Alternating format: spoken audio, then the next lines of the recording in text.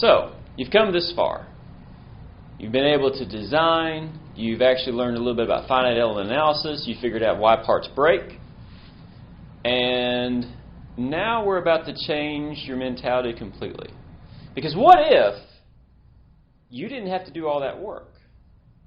You know, you get into your solid model, you design a part, you design a cylinder, you do the sketch, you do all this work, and you have to imagine how you're going to make a final product. But what if you didn't have to do that? We're in a world of artificial intelligence now, where computers are getting smarter and smarter on their own. They're learning, they're adapting, they're actually improving what they do themselves. Why not apply that to design? Why spend all the time and effort trying to come up with one single idea when you can let a computer come up with 30 to 40 or 60 different ideas for you? And so in this lesson, we are going to take away your need to be involved. We're going to introduce generative design. And to put it frankly, this is going to be the way that things are designed from here on out, where they are optimized beyond a human's ability to imagine. So instead of you saying, okay, I need this final product, what if you just say, okay, software, I need something that fits over a nut. I need something that bolts this far away.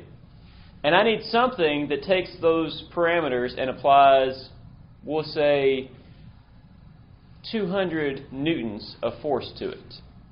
Software, give me a solution. And that's exactly what it's going to do. So we're going to ask you to essentially step away from all of the work that you've been doing up to this point. We're going to say, don't worry about making a complex design. We're going to say, don't worry about lofts. Don't worry about splines. Don't worry about things that were challenging to create. You know, we're going to literally ask you to go back to making nothing but cylinders and plates and squares. And then we're going to say software, generative design, artificial intelligence, you turn around and you make it for me. I'm going to go grab a cup of coffee. I'll be back in 10 minutes. And you're going to come back in 10 minutes and the solution's going to be there.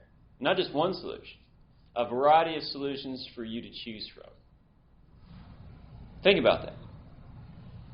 Think about all these years of engineering experience and design experience that folks go through, and then you may yourself have gone through, to be taken away and just providing more of a mentorship to the computer as it creates the ultimate solution. And what will these solutions look like? You know, if a human designs it, tendency is to have straight lines and, you know, things that sort of match a blocky look. You know, think back to Minecraft. That's how people like to design. But the software probably won't do that. It might do something more like abstract art. It might do something a little bit more like a bone. It might look something more like a spider web. Because it's going to design for the physics of our reality. You know, how molecules and materials and things like that actually work all around us. And it's going to turn that into a solution for you to choose and select. Now, don't get me wrong. I don't want to make it too hands-off. You are going to have to provide some guidance. You're going to have to say, I need this shape for sure. I need you to not do anything in this zone. I need to stay out of this place. And I need to tell you that, you know, you're going to have this much force applied here. And I need to tell you you're going to need to use this type of material. And I may want to have a safety factor in case I'm wrong.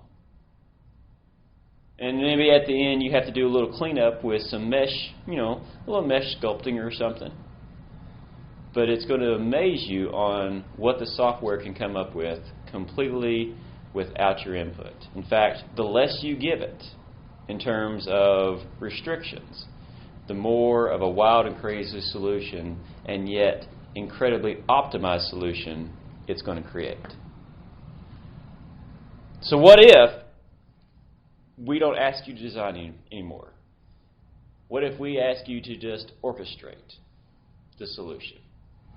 To just get it going in the right direction, give it the momentum to take off, and give you something you could never even imagine on your best day. It's pretty exciting stuff. And again, I say this is totally going to be the way things are engineered from here on out. We're already seeing it. We're already seeing your major companies who specialize in design in automotive and aerospace already using this technology. In fact, there's some products already out there that you don't realize were developed with this software or this type of software. And it's only going to get better and smarter and faster. And the reason it ties in so well with this particular course is because additive manufacturing won't look at this crazy, abstract, yet ultimate design and say, I can't make that. Additive is going to say, sure, why not? And that's where this is really starting to merge with mainstream, is the fact that the materials are there, the technology to produce it's there, and now the engineering design is there, forming the best possible solution. That's not only best in terms of time and resources, but overall sustainability. We're not wasting anymore. We just make what we need. So dive into this lesson.